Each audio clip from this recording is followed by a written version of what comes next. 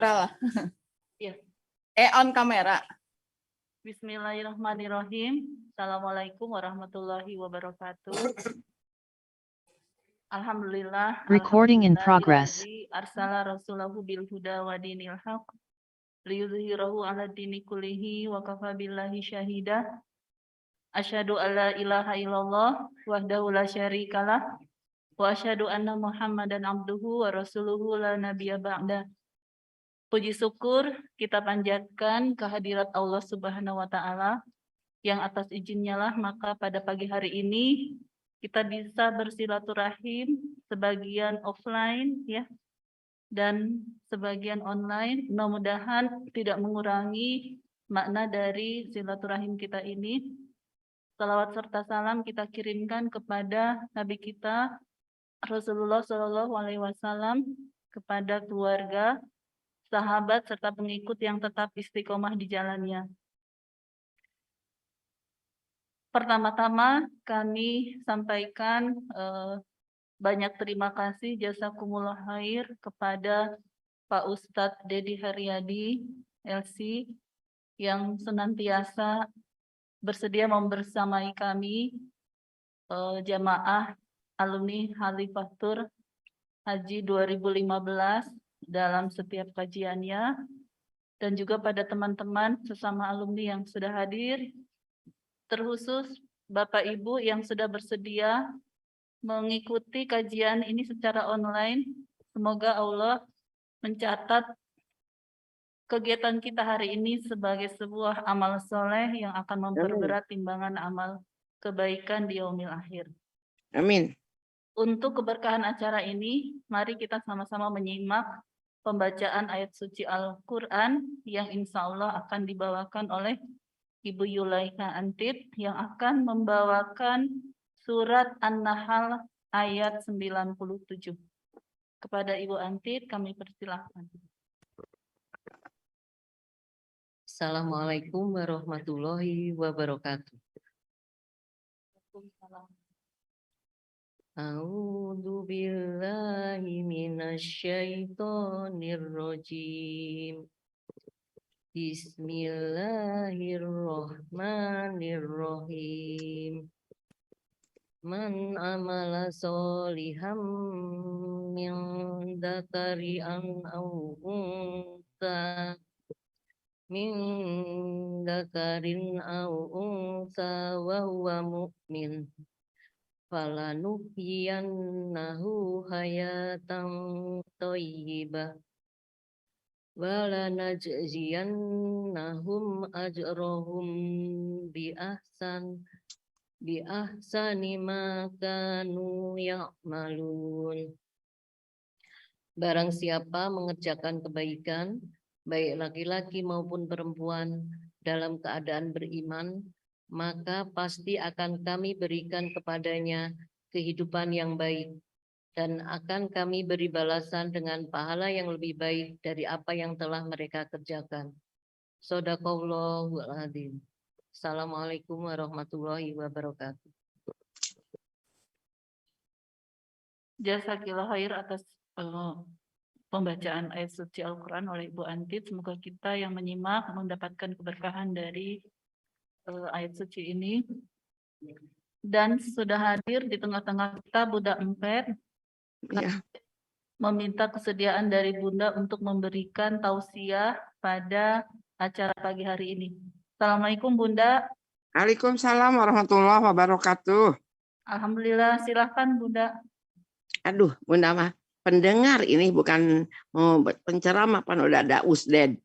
Assalamualaikum warahmatullahi wabarakatuh. Maha suci Allah yang pagi hari ini menghadirkan kita dalam rangka sholat dan tolabul ilmi, yang selalu kita ikut gabung dengan alumni Jemaah Khalifah. Mudah-mudahan pertemuan ini menambah barokah, menambah ilmu, menambah kesehatan, dan menambah cintanya kita kepada Sang Kholik.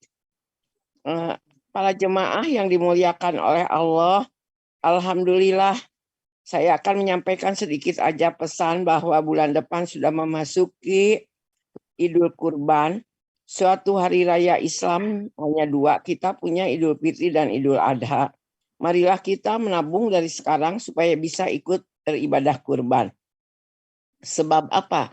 Baru ngobrol dialog antara suami dan istri. Yang punya suami istri, kalau kita dengar anak-anaknya, Mama ingin sekali kurban tahun ini supaya Mama bisa ikut memotong kambing dan bisa membagikan ataupun ikut sapi membagikan kepada tetangga yang membutuhkan. Malam itu sedang kita mengobrol diskusi dengan suami maupun dengan anak, Allah mencatat, Jibril catat, dia sedang bertasbih kepada aku. Baru niat, belum dikerjakan. Kemudian kata suami dan kata anaknya, Mama sudah punya tabungannya, sudah ada. Kata Allah, Jibril catat, berikanlah rezeki dari arah manapun yang tidak disangka-sangka, dia akan beribadah dengan hartanya dengan berkurban. Subhanallah. Kemudian setelah dapat uangnya, berangkatlah dia ke tukang kambing ataupun ke tukang sapi ataupun diskusi dan sebagainya. Kata Allah, catat dia sedang silaturahmi dengan tukang kambing dan tukang sapi. Sekalipun seorang ibu kadang-kadang menawar, jangan mahal, mau sekian-sekian, biarin. Dia bercengkrama dan dia ngobrol bersahabat dengan tukang dagang binatang. Aduh, begitu indahnya. Kemudian ibu serahkan kepada sapinya, umpamanya kepada masjid atau panitia setempat. Kata Allah, inilah ibadahnya, dengan dia lipat gandakan pahalanya, rontokkan dosanya, sehatkan badannya, dan berikanlah berkah. Nah itulah, marilah kita siap-siap. Yang sebentar lagi, jangan lelah, biar lelahnya ibadah. Tapi ini niatkan dari sekarang, menabung, supaya kita bisa melaksanakan ibadah yang sangat indah berkurban. Begitu nanti dapat pelajaran bahwa Nabi Ismail kesabarannya tinggi, Nabi Ibrahim ketauhidannya tinggi, itu akan menjadi pelajaran untuk kita semuanya. Sekian, Assalamualaikum warahmatullahi wabarakatuh.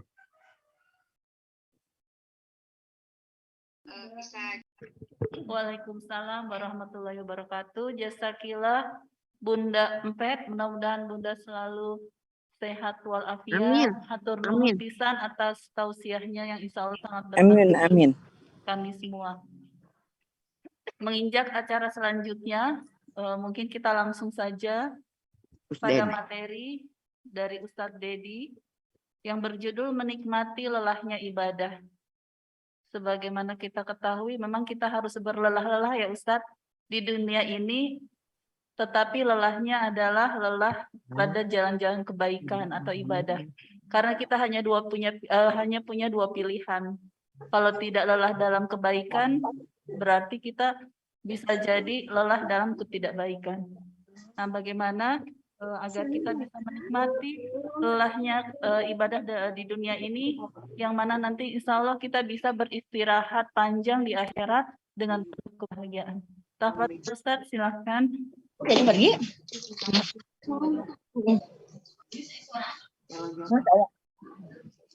Tadi abah deh.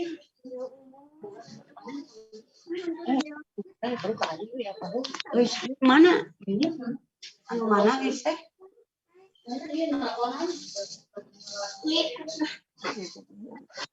Di mute. Cek, bismillah.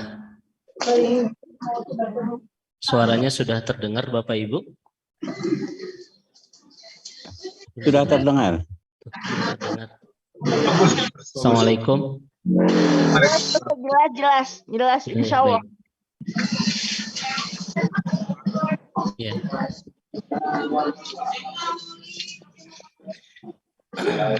Baik. Bismillahirrahmanirrahim. Assalamualaikum warahmatullahi Tolong di wabarakatuh. mute, ada yang belum di mute. Alhamdulillahirabbil alamin. Alhamdulillahilladzi bi ni'matihi tatimmus shalihat. Wa asyhadu an la ilaha illallah wahdahu la syarikalah. Wa asyhadu anna Muhammadan abduhu wa rasuluh al-mab'utsu rahmatan lil alamin. Allahumma aftah lana qulubana wa alhimna rushdana wahdina ila siratikal mustaqim. Allahumma salli wa sallim wa barik ala Muhammadin wa ala alihi wa ashabihi azma'in. Bapak Ibu yang Allah rahmati dan Allah berkahi, terkhusus yang teramat saya hormati, saya ta'zimi Bunda Empet yang tadi sudah menyampaikan tausiah yang begitu indah kepada kita semua. Mudah-mudahan Bunda senantiasa dalam kesehatan, kebaikan, keberkahan. Juga kepada Ketua Alumni Haji 2015 Halifah Tur, kepada Bapak Kukuh beserta istri tercinta, mudah-mudahan juga senantiasa dalam kesehatan, kebaikan, keberkahan. Juga seluruh keluarga besar Haji Halifah 2015 yang hari ini sudah berkumpul di kantor Halifah, ada sekitar 12.000 orang ya. Mudah-mudahan semuanya dalam kesehatan, kebaikan. Ada Ustadz Agus, ya alhamdulillah ini yang nanti akan mengisi tausiah kedua ya. Insyaallah, alhamdulillah. Juga ada Bunda Haris, alhamdulillah bisa bersama kita. Semoga sehat, baik, berkah selalu. Juga ada Bapak Sumito, ya alhamdulillah membersamai kajian kita di pagi hari ini. Kemarin kita melaksanakan umroh bersama-sama. Mudah-mudahan Bapak beserta keluarga sehat, berkah selalu. Ada Bapak Anton, alhamdulillah bisa bersama kita juga, sehat, berkah selalu Pak. Ya, alhamdulillah. Juga ada Kang Dea, Ustadz Dea di Halifah Tur yang membersamai kajian kita di pagi hari ini. Mudah-mudahan senantiasa sehat, baik, berkah semuanya. Bapak Ibu yang tidak bisa saya sebut satu persatu, puji syukur hanya milik Allah Subhanahu wa Ta'ala. Ya, mudah-mudahan pertemuan indah iman kita di pagi hari ini terkhusus kepada keluarga besar Haji 2015 yang kumpul di Halifah Tur, ataupun ibu dan bapak yang saat ini sedang ada di media Zoom. Mudah-mudahan Allah menjadikan pertemuan kita di pagi hari ini menjadi pertemuan terbaik ya, untuk menghadirkan amal soleh, menjadi pertemuan terindah Allah untuk menghadirkan ampunan Allah yang begitu indah buat kita semua. Dan mudah-mudahan pertemuan iman kita pagi hari ini pun menjadi bagian tersempurna dari cara Allah Subhanahu wa Ta'ala untuk semakin terus memantaskan kita semua menjadi hamba-hambanya yang layak mendapatkan hasanah fid dunia dan hasanah fil akhirah, kebaikan di dunia dan kebahagiaan kelak di akhirat. Kemarin hari Sabtu saya full di sini ngisi manasik haji Bapak Ibu dari pagi sampai sore ya. Dan hari ini pun akan full ngisi kajian sampai ba'da asar ya kajiannya Bu Yuli. Ba'da maghrib. Tentu ingin. Alhamdulillah ini 2 hari saya berada di Halifah Tur. Kemarin ngisi manasik haji untuk pemberangkatan tanggal 24 Juni. Mohon doa Bapak Ibu sekalian, mudah-mudahan Allah Subhanahu wa Ta'ala berikan kelancaran, kemudahan kepada seluruh jamaah yang akan berangkat ibadah haji tahun ini, terutama ibadah jamaah dari Halifah Tur. Akan berangkat tanggal 24 Juni insya Allah. Juga saya baru pulang juga dari umroh kemarin, beberapa hari yang lalu baru pulang, jadi mohon maaf suaranya masih agak serak, wajah masih ke Arab-Araban itu ya. Ini mohon maaf sekali.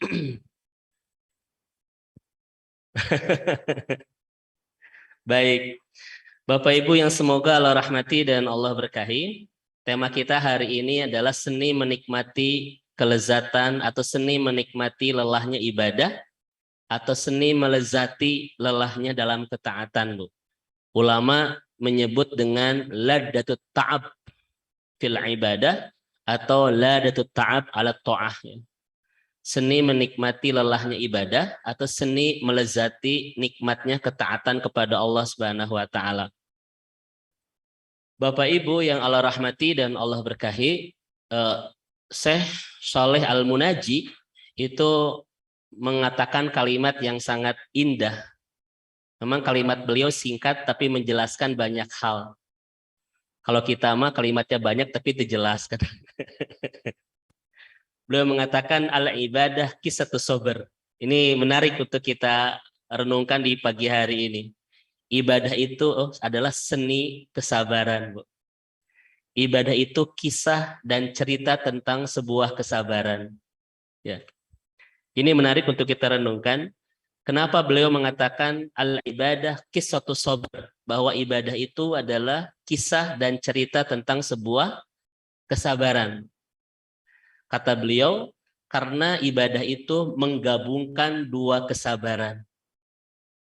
Yang pertama as-sabru ala fi'lihi, yang kedua as-sabru alal aqdaril muallimah. Sudah paham ya Bapak Ibu, karena kita sudah berangkat haji tahun 2015, jadi bahasa Arabnya sudah sangat molotok ya Pak Bes, apalagi setiap pertemuan kita nasi kebuli, nasi mandi ya. Ini makin lancar fasih bahasa Arabnya insya Allah. Baik, Bapak Ibu yang Allah rahmati dan Allah berkahi. Ibadah itu adalah cerita dan kisah tentang kesabaran. Kenapa? Karena dalam ibadah menggabungkan dua kesabaran. Yang pertama as-sabru ala fi'lihi, kesabaran dalam melakukannya. Itu yang pertama. Yang kedua as-sabru alal aqdaril muallimah, yaitu kesabaran menahan rasa sakit, menahan rasa tidak enak, menahan rasa sulit di dalam melaksanakan ibadah itu. Inilah dua kesabaran yang terhimpun di dalam ibadah, sehingga Syekh Shalih Munajjim mengatakan al-ibadah qissatus sabr. Saya bertanya kepada ibu bapak sekalian, setiap hari kita bersabar untuk melaksanakan ibadah kepada Allah. Lailuha bil qiyam wa naharuha bisiyam. Malam hari kita pakai untuk qiyam dan siang hari kita pakai untuk siam atau saum. Kita melaksanakan tahajud, melaksanakan sholat rawatib, melaksanakan tilawatul Quran, melaksanakan duha, melaksanakan sholat 5 waktu, melaksanakan saum setiap hari begitu. Kira-kira itu menghadirkan kelelahan tidak? Menghadirkan Bapak Ibu sekalian ya. Dan yang kedua, as-sabru 'alal aqdaril muallimah.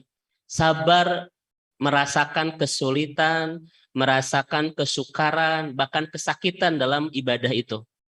Contoh misalnya Bapak Ibu sekalian, ketika kita saum kan merasa tidak sabar merasakan rasa lapar, itu ya. Sabar merasakan rasa haus, leles, apalagi kalau saum tunduh, apalagi Bu Bes. Nanti gibah kita bahas di pertengahan. Kemudian kita tahajud sabar menahan rasa tunduh ya. Ke masjid sabar menahan rasa dingin, bagus ya. Itu semua menghadirkan kelelahan itu. Makanya Bapak Ibu sekalian, apa kata Qardawi? Hakikotuddin, hakikat agama kita ini adalah at-ta'ab wa qahrun nafsi 'ala ta'ah. Maka beragama itu adalah Bapak Ibu seni untuk lelah, Bu. Dan bagaimana cara memaksakan diri untuk melaksanakan ketaatan. Jazakumullah Pak Kukuh. Ada yang lain Pak? Enggak cukup. Maka Bapak Ibu sekalian, sampai-sampai kesimpulan Qardawi adalah beragama ini hakikatnya adalah kelelahan, Pak. Ya. Maka siapa yang ingin hidup bersama agama ini siap-siap harus lelah gitu. Karena seluruh ibadah pasti menggabungkan dua kesabaran tadi. Kesabaran melakukannya dan kesabaran untuk menahan rasa sakitnya, rasa beratnya, rasa sulitnya dalam ibadah itu. Tadi Bunda Ampet sudah menyampaikan tentang haji, Bu. Haji ini oleh ulama disebut apa? Rihlah ruhiyah as-su'ubah. Haji itu adalah rihlah, traveling ruhiyah. Jadi traveling spiritual yang sangat berat. Kenapa disebut sangat berat? Karena menghimpun 3 kesulitan. Yang pertama, waktu yang tidak sebentar. Sulit kan? Meninggalkan keluarga, meninggalkan anak-anak, meninggalkan rumah, Pak Agus ya. Meninggalkan pekerjaan itu sulit Bapak Ibu sekalian. Penuh pengorbanan. Yang kedua adalah kesulitan dalam haji itu malan kathiron, biaya yang tidak sedikit. Kita tahu sekarang haji reguler berapa tahun ini? Sampai 60 kan sekarang, kalau tidak kan ada penambahan kalau tidak salah ya. Saya lupa, nanti coba dicek lagi. 48 ya? Ya, itu untuk yang normal. Kalau tahun ini katanya ada perubahan. Khusus tahun ini. Iya, kemudian haji plus berapa? 200 lebih. Haji Puroda 400 sampai 500 juta. Tahun ini Bapak Ibu. Ya. Betul kan? Ini kesulitan kedua dalam haji. Yang ketiga adalah jahdan, fisik yang tidak ringan. Apalagi kemarin saya baru pulang Bapak Ibu sekalian dari ibadah umrah. Baru bulan Mei cuaca dan suhu di Saudi sudah sangat panas sekali. Sampai 45 derajat. Makanya wajah saya masih agak merah-merah bodoh. Ya. Ini adalah ibadah haji itu penggabungan 3 kesabaran. Kesabaran waktu yang tidak sebentar, kesabaran biaya yang tidak sedikit, dan kesabaran fisik yang tidak ringan, Bu.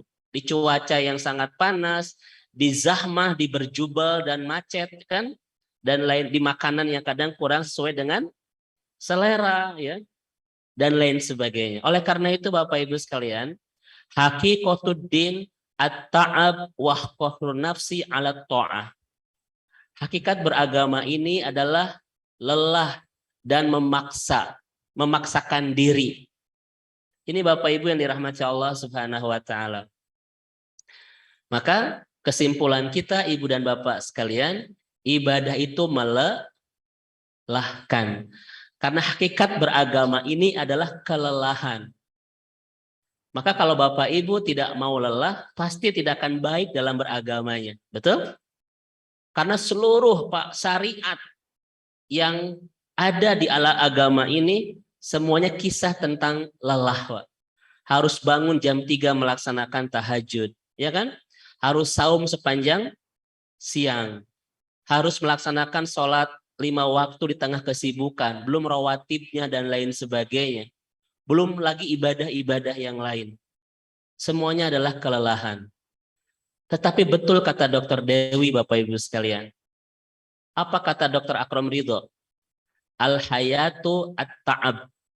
Hidup itu adalah kelelahan. Saya bertanya kepada Ibu dan Bapak. Kalau kita ibadah lelah tidak? Tidak ibadah? Lelah. Lelah Pak. Makanya betul kata Dr. Dewi. Kalau orang tidak lelah di dalam kebaikan, pasti akan lelah dalam ketidakbaikan. Karena apapun sisi yang kita ambil di kehidupan ini, pasti ujungnya adalah kelelahan, Pak. Ada nggak orang yang lelah dalam ketaatan? Ada nggak yang lelah dalam kemaksiatan? Ada sekalian. Kenapa? Al-hayatu at-ta'ab. Hidup ini adalah lelah. Makanya Komrido mengatakan begini Pak Agus.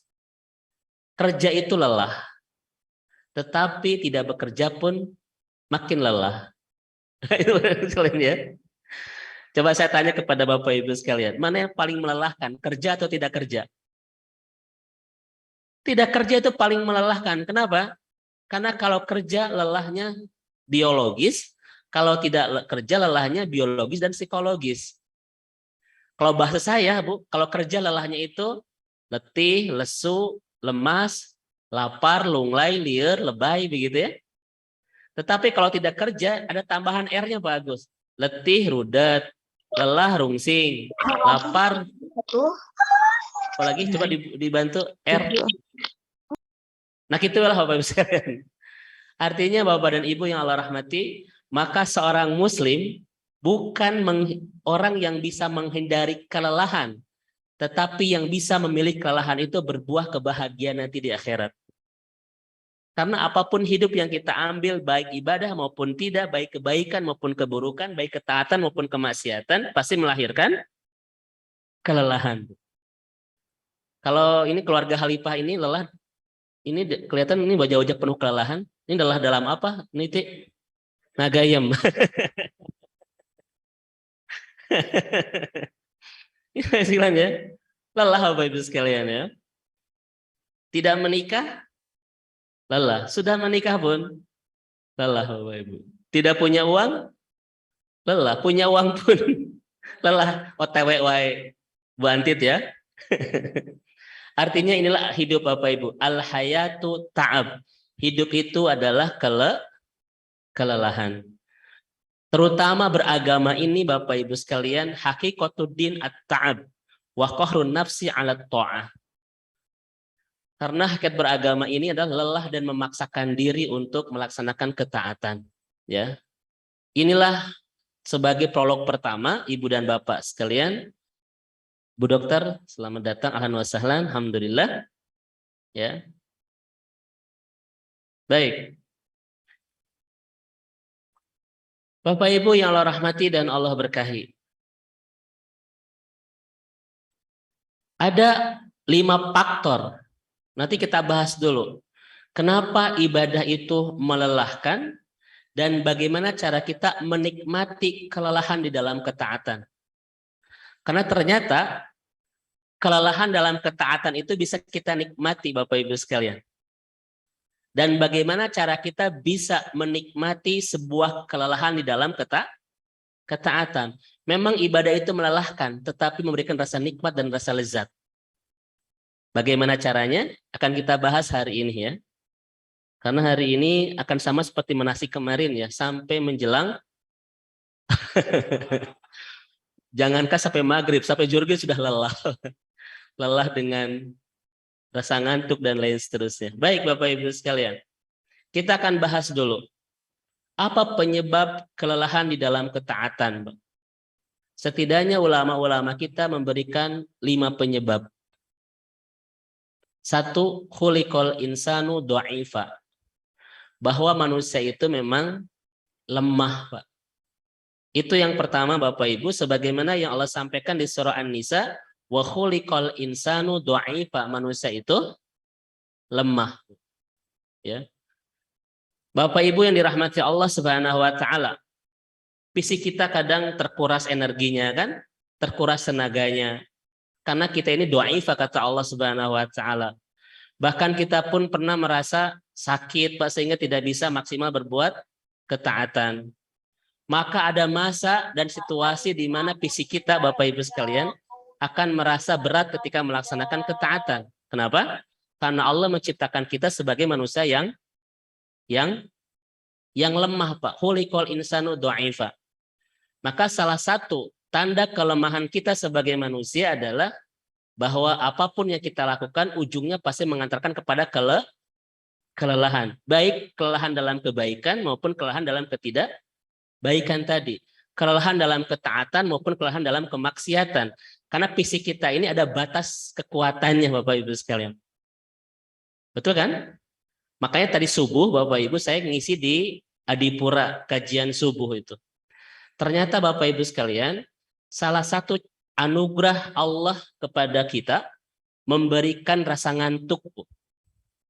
Dan ternyata rasa ngantuk itu Bapak Ibu sekalian, kata Syekh Ratib An-Nablusi adalah cara Allah betul-betul menjaga dan merawat kita. Kenapa? Karena dari ngantuk kita akan tertidur Pak Gus. Dan tertidur itulah recovery kan? Mengembalikan kekuatan yang hilang. Gitu. Maka Ibu dan Bapak sekalian, apalagi di surat Al-Anfal itu ya, bahwa pertolongan Allah di perang Badar itu kepada para sahabat, salah satunya diberikan rasa ngantuk kan? Kita lihat dalam perang Badar, ngantuk, tidur, bangun, hujan, perang, menang Bapak Ibu sekalian. Sama seperti Bapak Ibu habis tidur kemudian mandi segar tidak? Segar. Maka seperti itulah Allah menyeting para sahabat sehingga meraih kemenangan di perang Badar. Dikasih ngantuk, dikasih tidur, dibangunkan, diberikan hujan, berperang dan menang itu. Makanya kalau ada pengajian pagi hari ini ada yang tertidur jangan dibangunkan. Dia sedang mendapatkan pertolongan Allah untuk meraih kemenangan. Ini Bapak Ibu sekalian, manusia itu lemah, Pak. Makanya ujung dari seluruh aktivitas kita pasti lelah, baik lelah dalam ketaatan maupun ketidaktaatan. Karena kita ada batas kekuatan fisik ini, sehingga ada tidur. Makanya Allah mengatakan apa Bapak Ibu sekalian? Wa ja'alna laila libasan wan nahara ma'asya, kan begitu. Kenapa Allah mengatakan wa ja'alna laila libasan? Karena kita ini fisik yang harus diistirahatkan, karena kalau tidak diistirahatkan kita tidak bisa mengembalikan kekuatan yang hilang. Makanya dari dua ayat ini Bapak Ibu sekalian, bisa tidak tidur malam itu diganti dengan tidur siang? Itu tidak bisa, Pak. Karena ayatnya kan Allah menjadikan malam sebagai tempat istirahat dan siang sebagai ma'asya, tempat untuk mencari kehidupan begitu. Ya. Makanya Ustadz tapi berdiri rapel siang hari tidur teh tidak bisa Bapak Ibu sekalian. Ya, tidak bisa tergantikan. Apalagi dengan doib ini Bapak Ibu, ada masa di mana kita tua kan? Fisik lemah. Ada masa di mana kita sakit. Ini akan menambah bahwa memang ibadah itu akan melelahkan karena kita diciptakan oleh Allah dalam keadaan apa? Lemah ya. Ini yang pertama. Yang kedua Bapak Ibu sekalian, ini menarik untuk kita renungkan. Kenapa ibadah itu melelahkan? Faktor yang kedua adalah li'annal ibadah khilafus syahwat. Karena ibadah itu bertentangan dengan hawa nafsu. Sok Bapak Ibu. Kalau setiap hari kan kita pasti bertentangan dengan hawa nafsu kan? Karena setiap ibadah nggak sesuai dengan selera itu. Dan selera pengennya tidak ibadah kan? Makanya apa kata Raghib Asy-Syurjani? Wa tabi'atun nas tanfiru anil fardi. Tabiat manusia itu ingin lari dari kewajiban. Itu tabiat manusia. Tabiat manusia itu tidak suka dibebani lah begitu Bapak Ibu sekalian. Dan keinginannya lari dari kewajiban. Maka bukan dari kenyataan, Bu.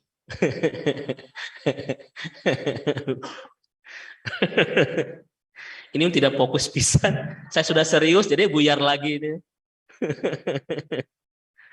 Ya, Raghib Asy-Syurjani mengatakan dalam kitab beliau wa tabi'atun nas ya yang firu anil fardi. Manusia itu tidak senang dikasih kewajiban. Ingin lari dari yang namanya perintah bagus. Kenapa?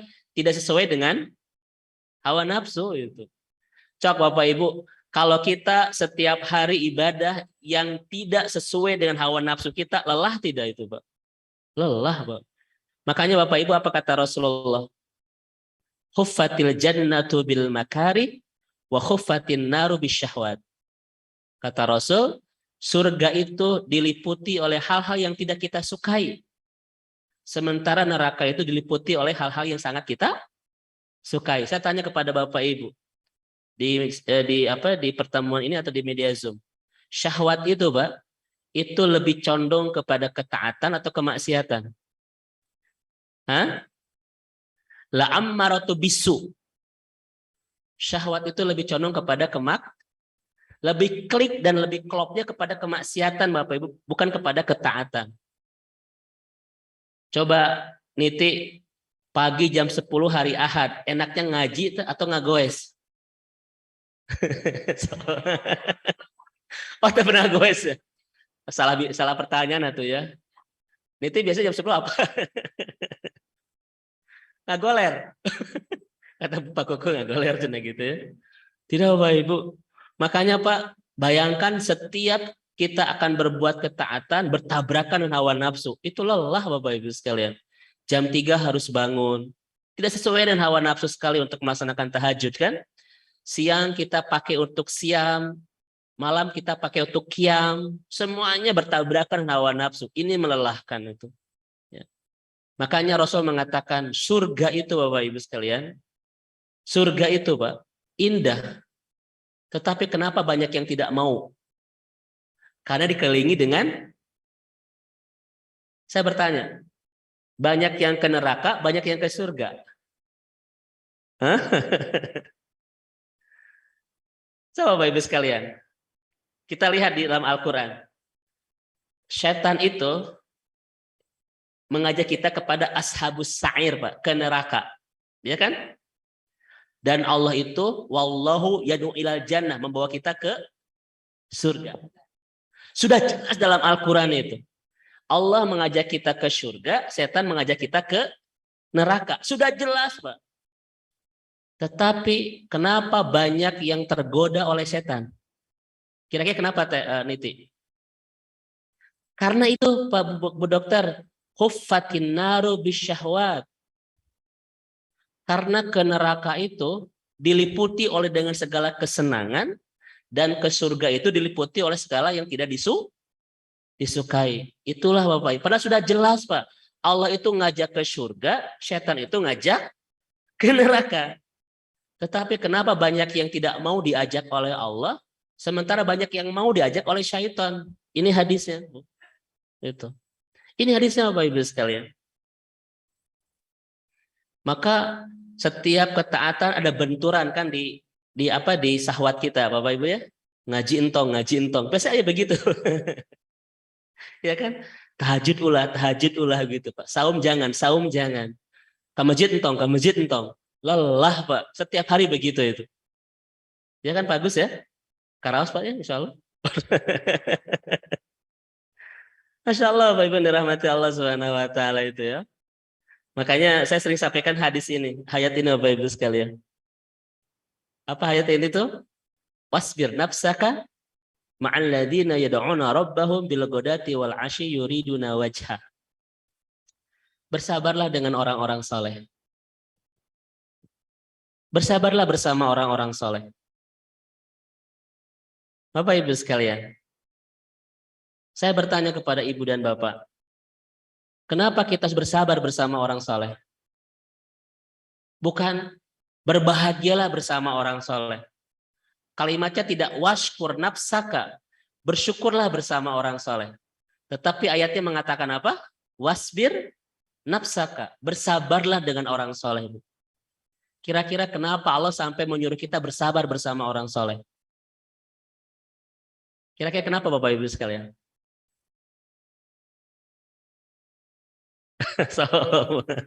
Karena lelah. Untuk kajian kita hari ini Bu Dokter, kenapa Allah tidak mengatakan misalnya wafrah nafsaka ma'al ladzina yad'una rabbahum, berbahagialah bersama orang saleh. Allah pun tidak mengatakan waskur nafsaka ma'al ladzina yad'una rabbahum, bersyukurlah bersama orang saleh. Namun Allah hanya mengatakan wasbir nafsaka ma'al ladzina yad'una rabbahum, bersabarlah bersama orang saleh. Jawabannya Bapak Ibu sekalian dua ya. Sesuai dengan ayat itu, Bapak Ibu kan ini ayatnya panjang. Satu, karena memang kesolehan itu adalah kesabaran, Pak. Kenapa? Berlawanan dengan hawa nafsu. Itu Bapak Ibu sekalian. Ya. Dan yang kedua, orang soleh itu kalau kata Al-Quran di sana, Pak, kadang tidak menjanjikan kenikmatan dunia. Bapak Ibu coba lihat. Jangan berpaling dari mereka untuk mendapatkan kenikmatan dunia. Itu ayatnya di sana. Artinya orang soleh itu tidak menjanjikan kenikmatan dunia. Tetapi jangan berpaling. Kenapa? Mereka tidak menjanjikan kenikmatan dunia, tetapi bisa membantu kita untuk bisa pulang ke surga itu. Itu orang soleh. Lihat ayatnya Bapak Ibu sekalian. Coba punten ada yang bisa baca nggak lengkapnya Bu Dokter ayat barusan. Wasbir nafsaka. Biar kita lebih lengkap. Pakai mic Bu Dokter. Al-Kahfi ayat 28. Terjemahnya saja. Sampai ayat terakhir. Oh, habis ya pengajian. Coba mau Bu Dokter atau Bu Antit? Biar kita lebih jelap ayat ini Bapak Ibu sekalian. Terjemahnya aja. Terjemah saja. Dan bersabarlah engkau Muhammad bersama orang yang menyeru Tuhannya pada pagi dan senja hari dengan mengharap keridhoannya. Terus? Dan janganlah kedua matamu berpaling dari mereka karena mengharapkan perhiasan kehidupan dunia. Nah itu. Terus? Dan janganlah engkau mengikuti orang yang hatinya telah kami lalaikan dari mengingat kami, serta menuruti keinginannya dan keadaannya sudah melewati batas. Masya Allah. Tuh kan Bapak Ibu ya. Kenapa bersabar bersama orang soleh Pak? Dua kata Al-Quran barusan. Karena kesolehan itu membutuhkan kesabaran karena tidak sesuai dengan hawa nafsu. Yang kedua, orang soleh kadang tidak menjanjikan kenikmatan dunia. Kan betul ya? Kenapa Allah bilang begitu? Seakan-akan Allah yang mengatakan begini Bu Antit.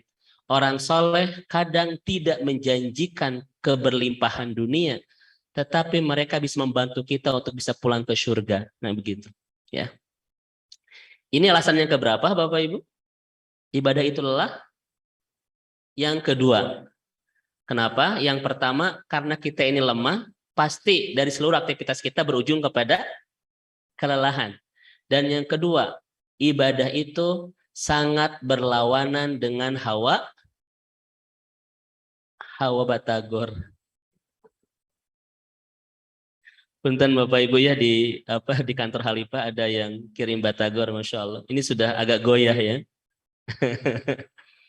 Baik, sesuai lupa tadi bahasa apa? Oke. Baik Bapak Ibu dirahmati Allah Subhanahu wa taala. Yang ketiga,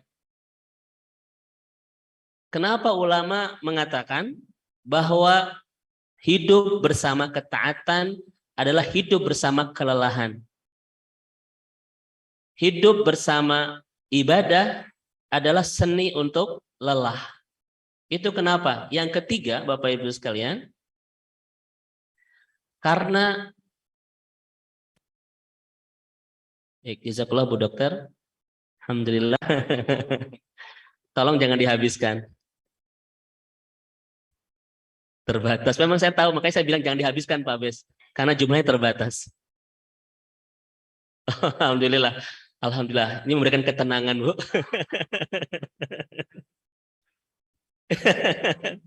Waalaikumsalam. Masya Allah. Silakan Ibu Yanti. Alhamdulillah. Barakallahu fiik. Yang ketiga, Ibu dan Bapak yang Allah rahmati dan Allah berkahi. Kenapa ibadah itu melelahkan? Kenapa hidup bersama ketaatan itu adalah seni untuk lelah? Karena yang ketiga, Bapak Ibu sekalian, sesuai dengan ayat Allah Subhanahu wa taala di surah Al-A'raf ayat 16. Qala fabima aqwaitani la'aqudanna lahum siratakal mustaqim. Karena kita Bapak Ibu berhadapan dengan musuh yang terus-menerus tidak akan pernah melelah untuk mencegah kita dari ketaatan. Siapa itu? Syaitan. Apa kata mereka? Iblis mengatakan, karena engkau telah menghukumku tersesat, maka saya benar-benar akan menghalangi hamba-hambamu dari jalanmu yang lurus. Coba saya bertanya kepada ibu bapak yang Allah rahmati dan Allah berkahi. Ada enggak di setiap ibadah yang setan tidak menggoda kita? Ada tidak Bapak Ibu? Ada enggak di setiap momentum ketaatan yang setan mempersilahkan kita? Tidak ada. Tidak ada. Makanya Bapak Ibu, apa kata Qardawi? Tidak ada satupun ketaatan yang kita lakukan dan setan mempersilahkan. Tidak ada Bapak Ibu. Pasti akan digoda habis-habisan agar kita tidak melakukan ketaatan itu. Itu Bapak Ibu sekalian. Makanya mereka berjanji kepada Allah dalam hadis riwayat Imam Muslim kan? Wa bi'izzatika wa bijalalika la ugwi ibadaka la azalu ugwi ibadaka madamat arwahuhum fi atsadihim. Memang saya bicara tapi mata saya terus mengatur pergerakan Bapak Ibu. Masalah. Ini salah satu ini ya, godaan Bapak Ibu ya. Lelah saya pengisi ini ya. Apa kata mereka? Demi keperkasaanmu ya Allah, aku tidak akan pernah la azalu ugwi. Aku tidak akan pernah berhenti begitu, akan terus menerus mencoba menyesatkan anak Adam selama ruhnya ada dalam jasadnya, Pak. Maka demi Allah Bapak Ibu, tidak ada kesempatan buat kita untuk bermudah-mudah melakukan ketaatan. Kenapa? Karena setan akan habis-habisan menggoda kita untuk tidak melakukan ketaatan itu. Capek nggak Bapak Ibu setiap ketaatan kita di berhadapan begitu? Kira-kira capek tidak Bapak Ibu sekalian? Capek. Itu lelah ya. Dan Bapak Ibu harus tahu, kalau lihat hadis-hadis Rasulullah SAW, cara setan menggoda kita Bapak Ibu dengan 5 kekuatan. Ini kita harus paham. Ini disampaikan oleh Ibnu Qayyim al-Jauziyah juga. Ada 6 jebakan setan Bapak Ibu akan menjerumuskan kita. Bapak Ibu bisa buka di buku Talbisul Iblis, karangan Ibnu Qayyim al-Jauziyah itu. Di sana beliau betul-betul membongkar habis strategi setan bagaimana menggenjrelkan kita. Judulnya Talbisul Iblis, Pak. Bapak Ibu harus punya buku ini. Apa Bu judulnya? Talbisul Iblis. Ya, Talbisul Iblis. Nggak usah ditulis ya. Sudah ada terjemahnya Bu Antip. Ini setiap kita harus punya buku, ini buku wajib lah. Bagaimana cara kita bertaaruf dengan syaitan. Ya kita harus tahu bagaimana strategi mereka menjebak kita agar kita tidak terjebak. Bapak Ibu, ketika syaitan menggoda kita untuk menghentikan ketaatan, mereka menggunakan 5 kekuatan. Kekuatan mereka adalah 1, kata Rasul, inna syaiton yab'atsus sarayahu fis sabah. Jadi sebelum kita bangun, Pak, mereka sudah selesai untuk rapat untuk membuat strategi bagaimana cara menjebak kita itu. Jadi jebakan mereka itu, Bapak Ibu, bukan dadakan seperti tahu bulat 5 ketusan. Tetapi sudah matang Bapak Ibu. Sebelum kita bangun, setiap pagi di malam hari mereka itu bikin sebuah rapat strategi bagaimana cara menjebak Pak Kuku, bagaimana cara menjebak Pak Bes, bagaimana cara menjebak Kang Dea. Kalau saya agak terlewat Bapak Ibu ya. Itu begitu bagus. Jadi mereka tidak dadakan itu, strateginya sangat matang sekali. Sudah diperhitungkan dalam bahasa manajemen itu kekuatannya, kelemahannya apa itu? SWOT-nya begitu ya. Itu mereka. Yang kedua, kekuatan jebakan setan itu yang kedua adalah saroyah, Bu. Kata Rasul itu, apa arti saroyah? Menjebak kita itu tidak perorangan, tetapi berkelompok-kelompok dan berbatalion-batalion. Mungkin satu kita itu digoda setan oleh puluhan batalion Bapak Ibu sekalian. Di telinga kita, di mata kita, di hati kita, di lisan kita kan. Di apa nih? Di mata kita. Wah, semua digoda itu Bapak Ibu sekalian. Kata Rasul saroyah. Mereka tidak individu tetapi berkelompok-kelompok itu. Yang ketiga Bapak Ibu yang dirahmati Allah. Kekuatan setan ketika menjebak kita adalah mereka minta kepada Allah dipanjangkan umur, ya kan? Dikabulkan nggak sama Allah? Dikabulkan. Maka mereka itu usianya panjang. Kata ulama, boleh jadi yang saat ini menjebak kita dalam ketaatan itu adalah setan-setan yang pernah menjebak kekasih-kasih Allah di masa lalu. Jadi gambarannya begini Bapak Ibu, kita yang baru hijrah dijebak oleh setan yang sudah senior itu. Kebayang nggak Bapak Ibu sekalian itu? Kita yang baru dapat hidayah dijebak oleh profesor. Kan begitu ya? Makanya kalau kita tidak kuat kebergantungannya kepada Allah, babak belur Bapak Ibu sekalian. Itu yang keberapa? Yang ketiga, yang keempat Bapak Ibu sekalian. Yang keempat, kekuatan mereka itu fokus. Saya bertanya kepada Ibu dan Bapak yang hadir di Khalifatur dan yang ada di Zoom. Untuk apa mereka minta kepada Allah dipanjangkan umur? Cuma satu Pak, ingin menjebak kita. Fokus mereka dengan tujuan itu. Ketika mereka fokus, kadang kita gagal fokus. Seharusnya kalau mengaji itu Bapak Ibu mendengarkan ceramah atau makan. Jadi langsung dibahas. Langsung Pak Bes kesindir. Tapi makin banyak.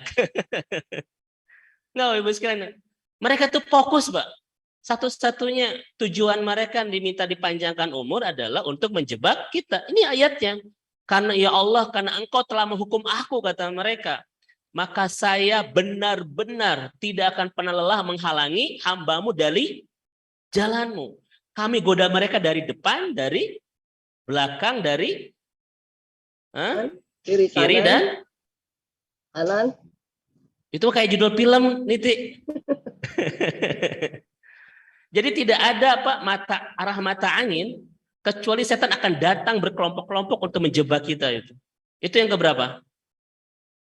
Yang keempat. Dan yang terakhir Bapak Ibu sekalian, kekuatan mereka apa? La azalu ugwi. Tidak akan pernah putus asa. Tidak akan pernah berhenti, tidak akan pernah istirahat dan berputus asa. Kayak begini Bapak Ibu sekalian. Kata para ulama bilang begini. Cara mematahkan hati setan adalah Bapak Ibu, kita kembali kepada Allah. Setelah mereka menjebak kita dalam kemaksiatan, kemudian di tengah jalan Bapak Ibu kita kembali kepada Allah. Kira-kira hati mereka patah enggak? Patah. Tetapi apakah mereka itu libur dulu dan akan diri ke Pangandaran begitu? Tidak nih. Mereka langsung kumpul lagi dengan yang lain, kemudian merencanakan bagaimana cara menjebak kita yang sudah hijrah itu. Itu mereka itu. Bahkan yang terakhir kata Qardawi apa? Inna syaitan ya'ti meniktoti do'filil insan. Setan sangat tahu titik terlemah setiap kita. Setan sangat tahu titik terlemah setiap kita dan mereka akan habis-habisan menggoda kita di titik terlemah itu. Bayangkan Bapak Ibu sekalian. Kadang kita tidak tahu kan titik terlemah setiap kita, tapi setan mah tahu Bapak Ibu. Dan kata para ulama, kata Qardawi mengatakan apa? Setan tidak menggoda kita di titik terkuat kita, tetapi habis-habisan menggoda kita di titik terlemah kita itu. Contoh misalnya gini Bapak Ibu sekalian. Kalau kelemahan kita Bapak Ibu, itu misalnya masalah harta. Gelisah kalau kurang harta itu ya. Maka setan akan menggoda kita di harta ini. Kita untuk mengambil cara dengan yang tidak halal. Kalau kelemahan kita adalah lawan jenis, Pak. Maka setan akan terus hadirkan godaan kepada kita di lawan jenis.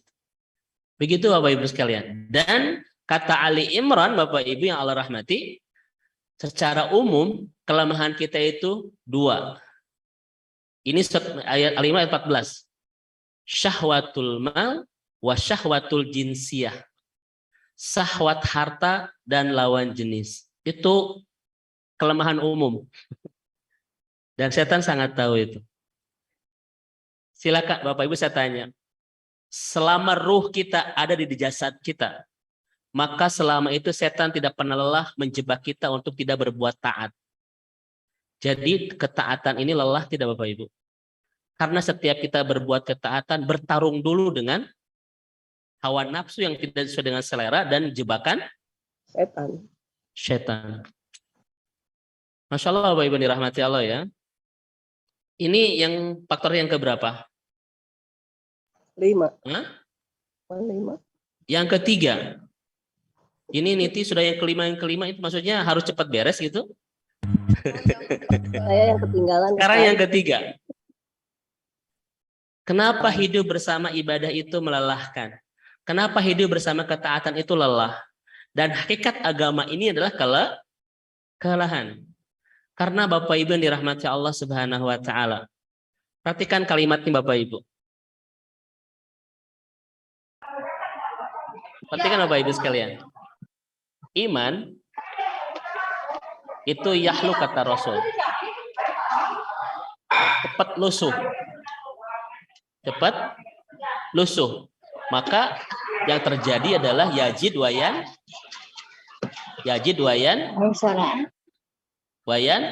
ini sudah susah. Yajid wayan kus. Naik turun.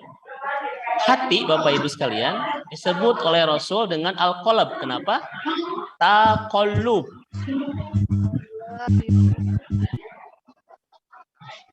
Perhatikan Bapak Ibu sekalian.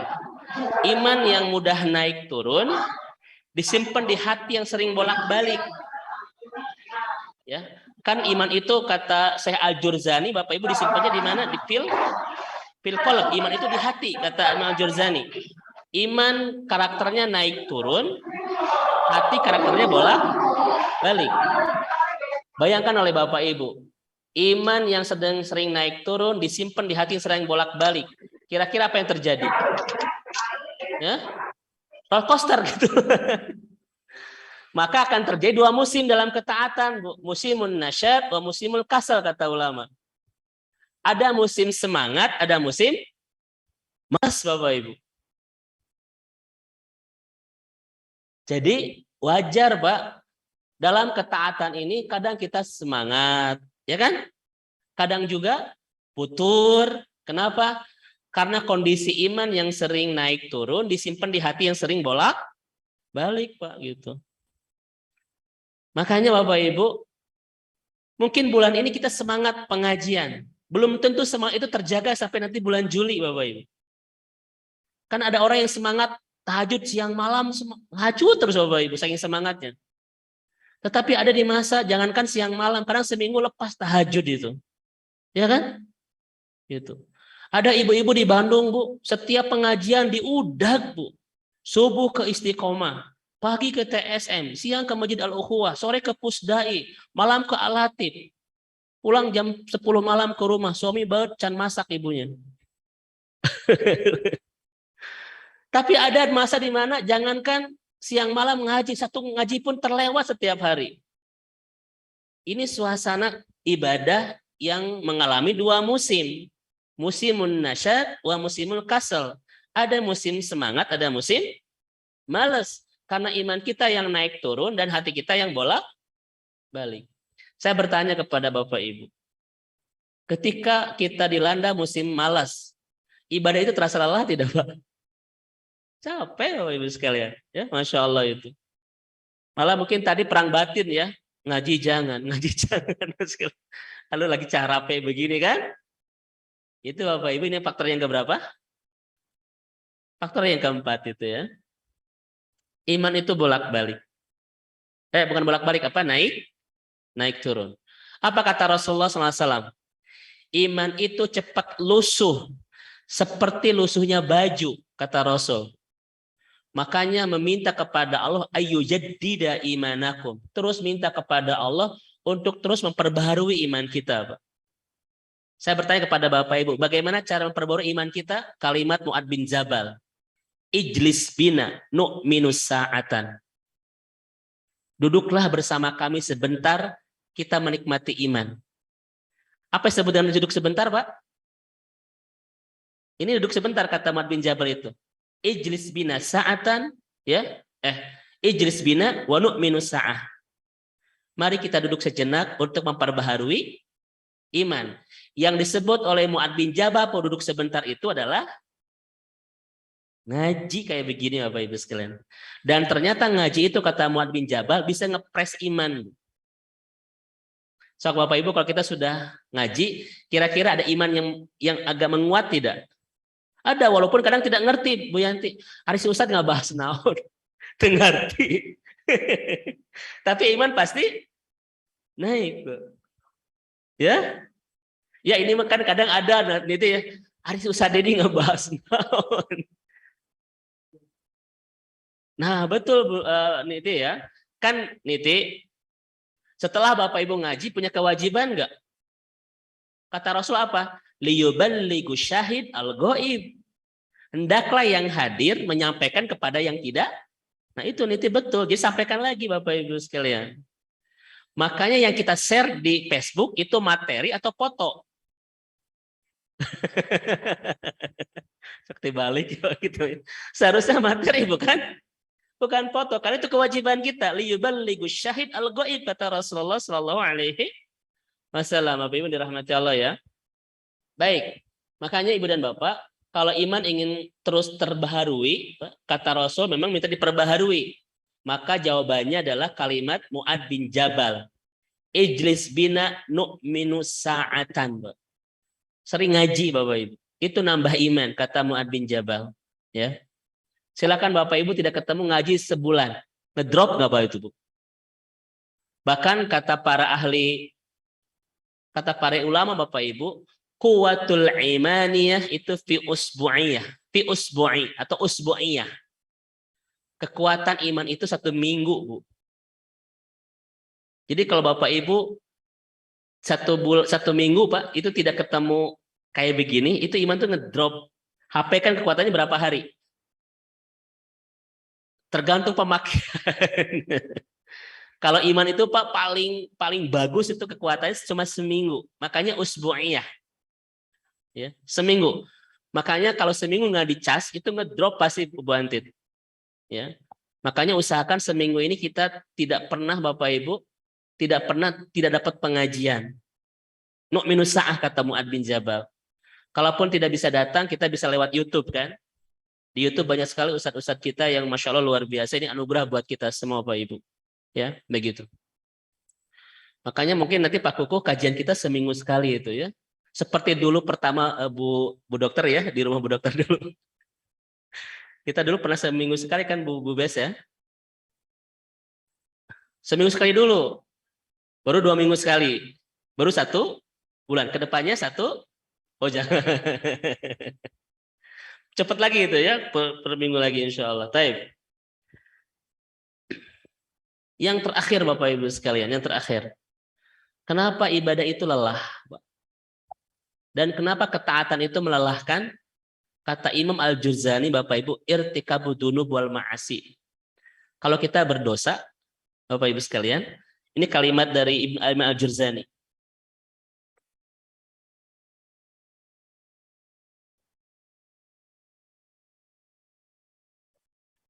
Nah ini Bapak Ibu sekalian. Dosa itu membuat lelah dalam ibadah, Bu. Karena kata beliau Bapak Ibu, dosa itu seperti membocorkan tangki bensin. Jadi kalau kita berdosa itu bensin itu habis itu Pak. Kan dibocorkan. Ketika bensin habis, mesin bisa bergerak nggak Bapak Ibu sekalian? Nah itu namanya al-dzunub at-ta'ab kata Imam Al-Juzani itu. Makanya jangan salahkan siapa-siapa ketika kita banyak khilaf kepada Allah, kemudian ibadah terasa lelah Bapak Ibu. Kenapa? Karena terkuras energi kita dalam ketaatan itu, sehingga capek ketika berbuat ketaatan. Seperti sebuah mobil yang tangki bensinnya bocor, itu susah digerakkannya itu. Ya. Dari mata kita berkhilaf, dari telinga kita berkhilaf, dari hati kita berkhilaf, dari lisan kita berkhilaf sama Allah ngumpulin dosa, pasti penyebabnya itu akan membuat ibadah kita menjadi capek, leles, lunglai, dan hara rese. Ini adalah faktor keberapa? Faktor kelima. Ini Bapak Ibu sekalian, al-asbab at-ta'ab fil ibadah. Yang pertama, karena manusia itu lemah, ujung dari seluruh aktivitas kita pasti lelah. Yang kedua, karena ibadah itu berlawanan dengan hawa nafsu kita. Yang ketiga, karena kita punya musuh yang tidak akan pernah lelah untuk menjebak kita agar berhenti dari ketaatan. Yang keempat, karena ibadah kita ada 2 musim. Musim semangat, musim futur. Ya. Dan yang terakhir, karena kadang kita tidak bisa menghindari dosa, Bapak Ibu. Dari mata, dari hati, dari telinga, dari lisan, ya. Untuk Masya Allah. Inilah yang membuat para ulama mengatakan ibadah itu lelah, Pak. Sekarang kita masuk Bapak Ibu dirahmati Allah Subhanahu wa taala. Kita mesti punya waktu berapa menit lagi?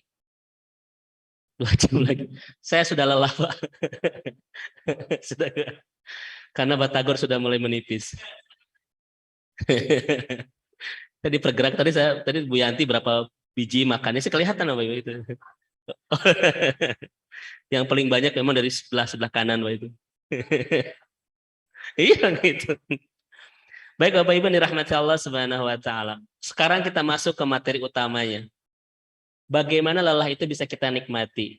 Maka hari ini kajian kita kan seni menikmati lelahnya ketaatan atau seni melezatkan lelahnya dalam ibadah. Ada kalimat yang menarik yang pertama Bapak Ibu sekalian. Al-muhib sataladdadu bi khidmatil mahbub. Ini yang pertama. Pencinta itu akan merasa nikmat ketika berkorban untuk yang dicintainya. Betul Bapak Ibu sekalian? Pencinta itu akan merasakan kenikmatan ketika melakukan sesuatu untuk yang dicintainya, Pak. Maka Bapak Ibu, kalau ingin merasakan kenikmatan lelahnya dalam ketaatan, satu Pak, cintai Allah. Itu Bapak Ibu sekalian. Kenapa? Karena teorinya al-muhib sataladdadu bi khidmatil mahbub. Orang yang mencintai itu akan merasa nikmat ketika berkorban untuk yang dicintainya. Sok bapak-bapak Pak, banting tulang peras keringat setiap hari untuk memberikan sesuatu kepada anak dan istri, nikmat gak Pak? Nikmat walaupun babak, oh enggak, babak belur, enggak juga Pak ya. Walaupun capek itu Pak Agus ya, keluar subuh, pulang malam setiap hari. Tapi nikmat gak Pak? Kenapa? Karena saya ingin memberikan sesuatu kepada yang saya cintai. Makanya biar nikmat Bapak Ibu, biar nikmat ketika bekerja, cintai keluarga kita itu. Cintai Bapak Ibu. Pasti nikmat ketika bekerja siang malam itu.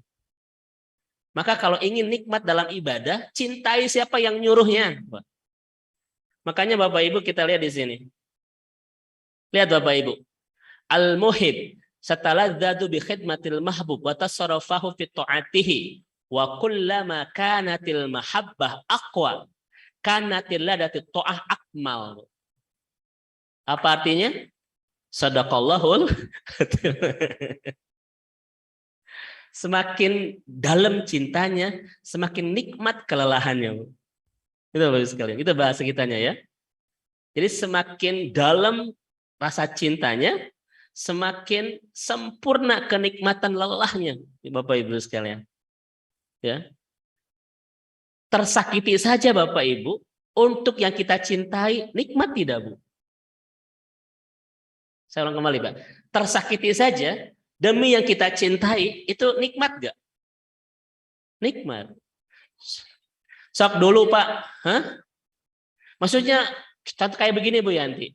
Dulu ketika pacaran ya, dulu. Misalnya Bu Yanti tuh nyubit baju, itu tuh nikmat. Walaupun boleksek. Contoh. Artinya Bu, kadang kita berkorban sampai kita tersakiti untuk yang kita cintai, ada rasa kenikmatan. Ini rumusnya. Makanya Bapak Ibu, gak mungkin kita bisa menikmati kelezatan ibadah kalau kita tidak mencintai siapa yang nyuruhnya Bapak Ibu itu. Makanya ini Bapak Ibu ya. Ini teori umum kita Bapak Ibu, teori umum. Kalau ingin nikmat ibadah harus punya dua syarat. Dan syarat ini harus ada Pak. Ketika Bapak Ibu tidak punya dua syarat ini, sampai kapanpun tidak akan pernah nikmat ibadah itu. Yang pertama adalah mencintai yang nyuruhnya. Yang kedua, ridho dengan suruhannya. Karena ridho itu kan seni menikmati. Bapak Ibu sekalian. Seni menikmati yang kita miliki. Ketika Bapak Ibu tidak ridho dengan yang kita miliki, kita tidak bisa menikmati apa yang kita miliki. Contoh, kita punya pasangan yang kita tidak ridho dengan segala kekurangannya. Kita memilikinya, tapi bisa menikmatinya tidak? Tidak Bapak Ibu. Tetapi kalau kita ridho apa adanya pasangan kita, Bapak Ibu akan menikmati apa yang kita miliki itu. Ya, itu rumusnya Bapak Ibu sekalian. Baik. Saya yang pendek belum, kan dia baru yang jangkung. Iya. Pak Kukuh mah ya, ini kalau ininya dikesinikan Batagor tidak. Baik Bapak Ibu sekalian, ya. Ustadz, jadi Bapak Ibu sekalian, perjuangan kita, Bu Antit, agar bisa menikmatkan ibadah itu adalah harus sampai ke jatuh cinta kepada Allah. Coba saya bertanya kepada Bapak Ibu, bagaimana supaya kita bisa mencintai Allah? Hah? Ma'rifatullah. Maka tidak ada ilmu terbaik sepanjang hidup kita, yaitu mengenal siapa pencipta kita, Pak. Jazakallah Ustaz ya. Itu ilmu terbaik Bapak Ibu. Ilmu-ilmu yang lain kan itu mengenal ciptaan Allah ya. Fisika mengenal ciptaan Allah, kedokteran mengenal ciptaan Allah. Itu semuanya terbaik, Bu. Tetapi yang paling terbaik itu adalah bukan mengenal apa ciptaan Allah, tetapi mengenal siapa pencipta, Pak. Berarti bukan ilmu yang lain tidak bagus, semuanya bagus Bapak Ibu sekalian. Tetapi ada ilmu terbaik dari semua itu, yaitu ma'rifatullah. Maka di setiap kajian-kajian keagamaan Pak Agus, ilmu yang paling penting untuk kita kuasai terlebih dahulu sebelum yang lain adalah ilmu tauhid tentang ma'rifatullah. Ini ilmu yang akan menikmatkan semuanya Bapak Ibu sekalian. Kenapa? Karena rumusnya 3. Bapak Ibu, ini rumus ini nggak mungkin tidak begini Bapak Ibu. Lihat Bapak Ibu sekalian rumusnya. Pertama ma'rifah. Pasti begini. Yang kedua mahabbah. Yang ketiga adalah Bapak Ibu sekalian apa? Sa'adah. Pasti begini rumus itu.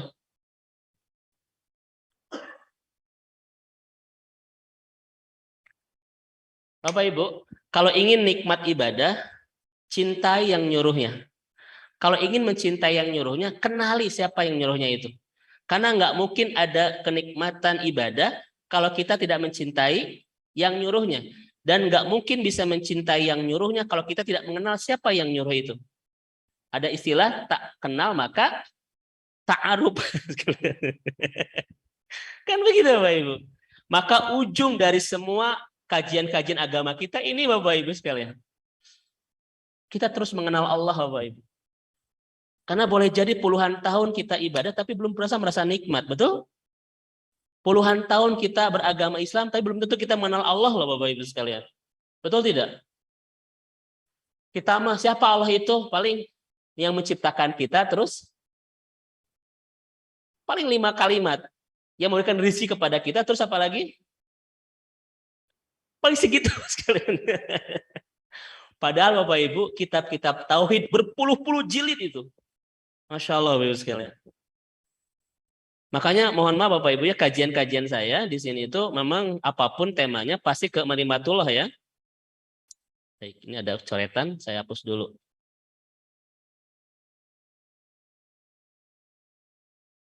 Sekali lagi Bapak Ibu sekalian. Al-muhib sataladdadu bikhidmatil mahbub.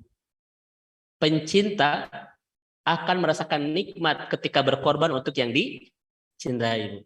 Maka lelah di dalam ketaatan akan terasa nikmat kalau kita sudah jatuh cinta kepada Allah Subhanahu wa taala. Bahkan tersakiti tanda kutip dalam ketaatan itu pun kita akan terasa nikmat. Seperti tadi mencubit Bu Yanti boleksek pun akan bahagia. Ya gitu ya, dipoto, di-share di Facebook begitu. Nah itu yang pertama Bapak Ibu sekalian. Maka kewajiban kita adalah terus ma'rifatullah kita dalamkan Bapak Ibu sekalian ya. Tentang makna syahadatain, tentang ahamiyatu ma'rifatullah ya. Oh, ini harus kita betul-betul kuasai. Makanya nanti mungkin ada bahasan khusus Bapak Ibu tentang ahamiyatu syahadatain, ahamiyatu ma'rifatullah dan lain sebagainya ya. Baik. Ini yang keberapa? Yang keberapa, Bu? Yang pertama. Yang pertama kan? Yang pertama. Berarti 4 lagi. Ya, santai kan sampai asar. Yang kedua, bagaimana seni menikmati lelahnya ibadah? Bagaimana sering merasakan kelezatan di dalam ketaatan. Ketaatan itu melelahkan tetapi bisa memberikan rasa nikmat dan sensasi kelezatan yang sangat luar biasa. Bapak Ibu, yang kedua adalah kita harus paham dengan ayat-ayat seperti ini Bapak Ibu. Harus paham banget ya, bahwa apa? Ibadah itu Bapak Ibu bukan pembebanan, tetapi penjamin keberkahan dan kebahagiaan. Karena Allah tidak pernah memerintahkan kepada kita kecuali untuk menjamin kebahagiaan kita. Jadi ibadah itu beban atau pertolongan. Nah, Bapak Ibu, semakin merasakan itu, nikmat. Kenapa? Saya sedang ditolong oleh Allah. Saya sedang dijamin kebahagiaan oleh Allah. Kan begitu Bapak Ibu ya? Mari kita lihat kalimatnya Bapak Ibu sekalian. Saya tulis. Harus begini Pak, cara kita memahami ibadah itu.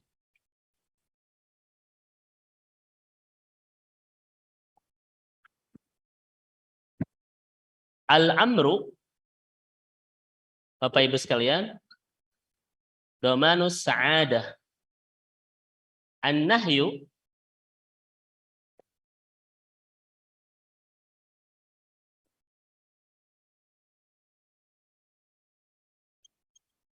nah ini Bapak Ibu sekalian, ini rumusnya Pak ya.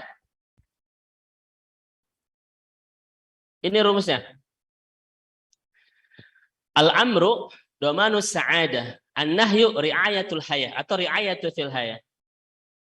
Harus sampai ke sini Pak pemahaman kita.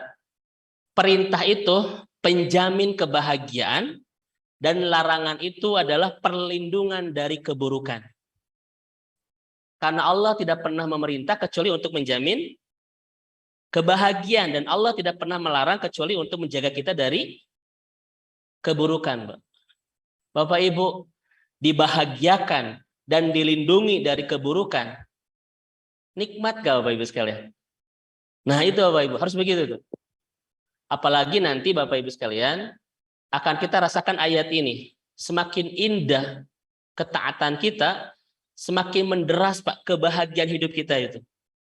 Allah mengatakan, falanuhliyannahu hayatan thayyiba wala yajziyannahum ajrahum bi ahsani ma kanu ya'malun. Ini Bapak Ibu sekalian.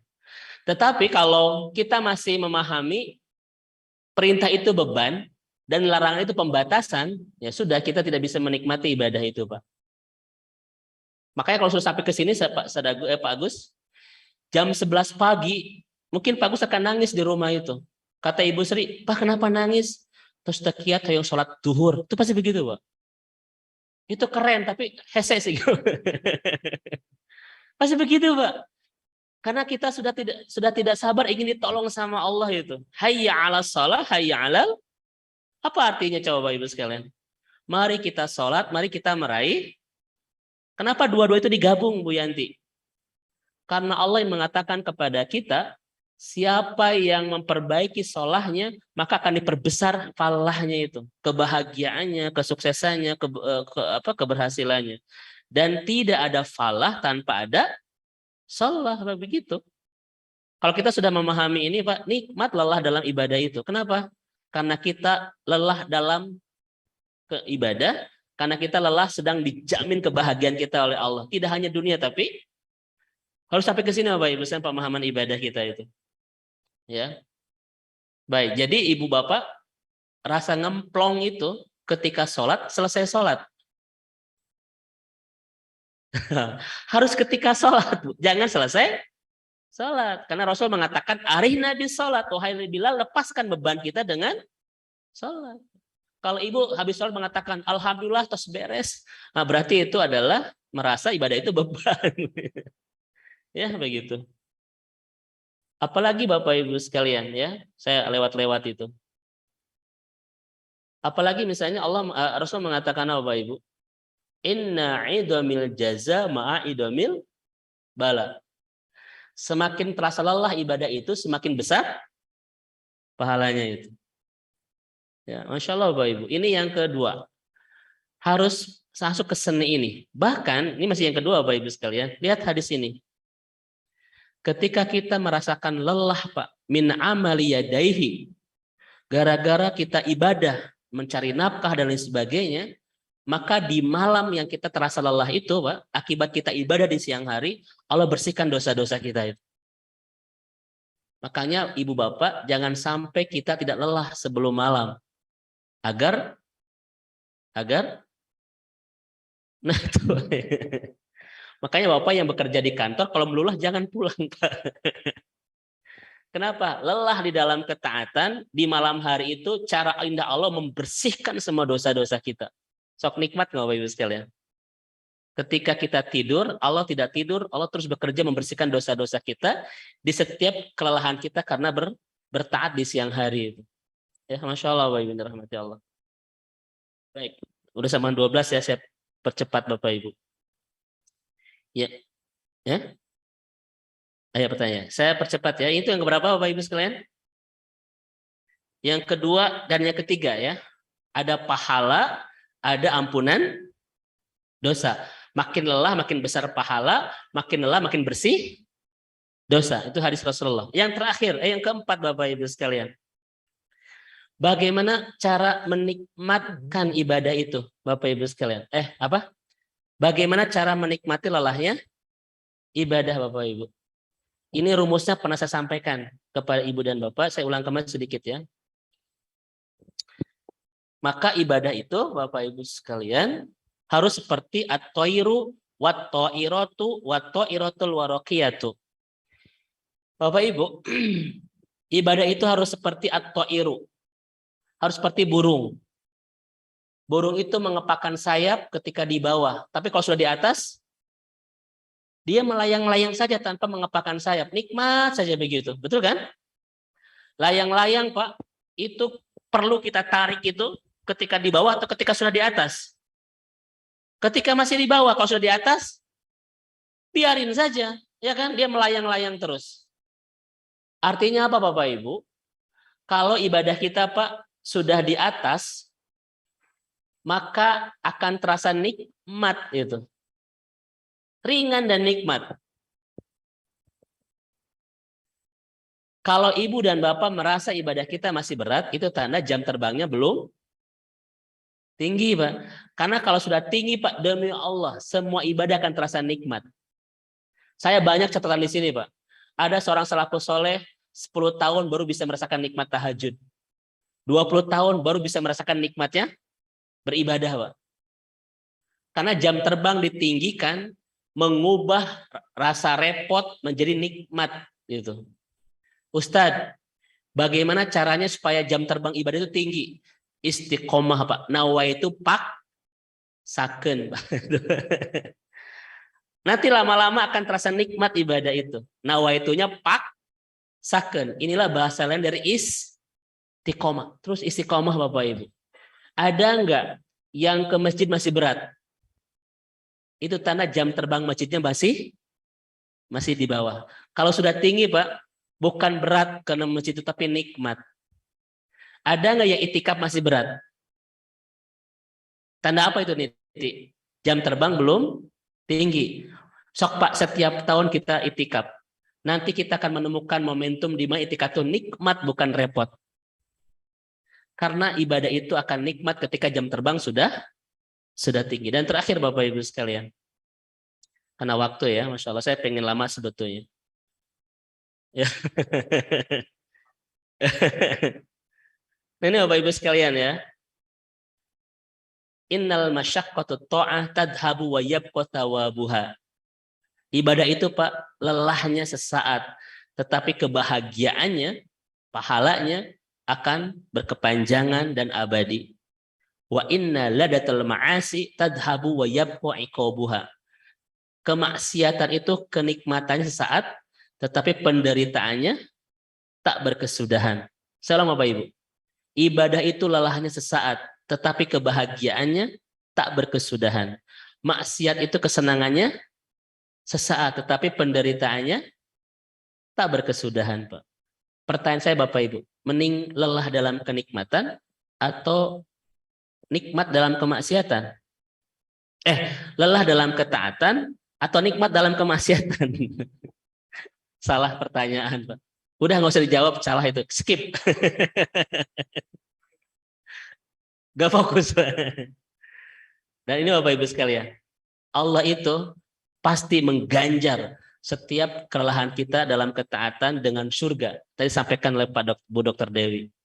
Setiap lelah di dalam ketaatan pasti semuanya berbuah kebahagiaan nanti di akhirat tuh.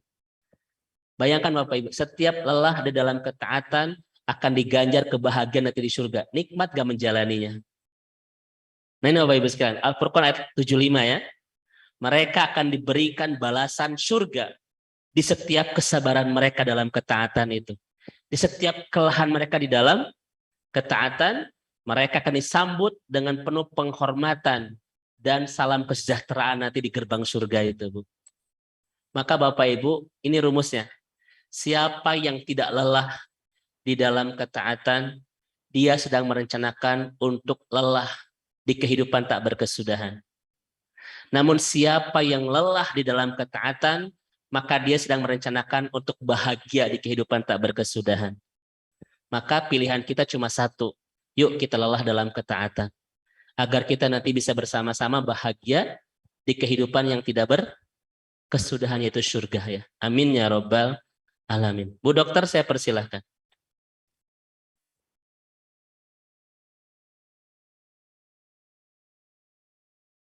Enggak.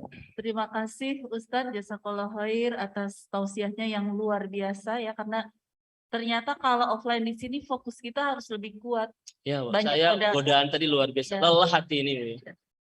Ada nuansa yang berbeda ketika online Ustadz. Kalau online lebih fokus, di sini banyak godaan.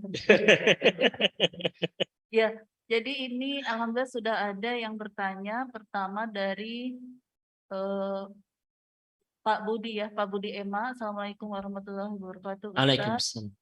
Mohon maaf sebelumnya saya mau bertanya mengenai kewajiban zakat emas. Mungkin ini materinya agak berbeda ya dibandingkan yang pertanyaannya berbeda dengan materi yang diberikan. Apakah ada batas minimal jumlah emas yang kena nisab, ataupun kalau walaupun kita membeli emas 1 gram kita wajib membayar zakat? Baik, ini zakat perhiasan ya. Zakat perhiasan tidak ada nisab, tidak ada haul Bapak Ibu sekalian ya. Kalau nisab dan haul itu untuk zakat harta, zakatul mal. Jadi perhiasan yang kita beli berapapun nanti kena zakat ya, 2,5% begitu. Lanjut Bu Dokter. Sudah jelas ya jawabannya alhamdulillah. Kemudian, jadi mau beli berapa gram pun tetap nanti ada zakatnya. Semuanya itu enggak kena. Tetap itu pokoknya berapapun gram yang kita beli dari perhiasan tetap ada zakatnya. Tidak ada nisab. Tetapi kalau zakat harta ada nisabnya. Kalau harta kita tidak sampai nisab tidak ada zakat. Dan tidak hanya nisab tapi harus haul juga selama 1 tahun kan begitu ya. Baik, mangga. Selanjutnya dari Ibu Editia ya. Ustadz ingin bertanya sebagaimana dijelaskan di awal tadi bahwa menjalankan ibadah haji itu kan termasuk salah satu ibadah terberat yang membutuhkan kesabaran lebih dari umat muslim. Lantas apa hikmah dibalik pelaksanaan ibadah haji tersebut? Lalu kira-kira adakah tips yang bisa diberikan untuk para calon jemaah haji yang akan berjuang dalam beribadah terutama di masa pandemi? Masya Allah. Satu Bapak Ibu sekalian, saya tadi tidak lengkap menyampaikan tentang ibadah haji ya. Sebetulnya haji itu 2 Bapak Ibu. Haji itu 2 ya. Pertama su'ubah, kedua sa'idah. Tadi kita baru bahas ini aja Bu Dokter ya. Kita belum bahas ini. Haji itu adalah rihlah ruhiyah as-su'ubah wa rihlah ruhiyah as-sa'idah. Ibadah yang berat. Kenapa disebut berat? Karena kita kita menguji 3 pengorbanan tadi ya, waktu, kemudian materi dan fisik. Tetapi jangan sampai lupa Bapak Ibu sekalian, ibadah haji itu adalah rihlah ruhiyah as-sa'idah. Perjalanan spiritualitas yang sangat membahagiakan. Bahkan sampai-sampai Ar-Raghib As-Surjani mengatakan begini Bapak Ibu, as'adur rihlah. Ya. Haji itu adalah traveling terindah.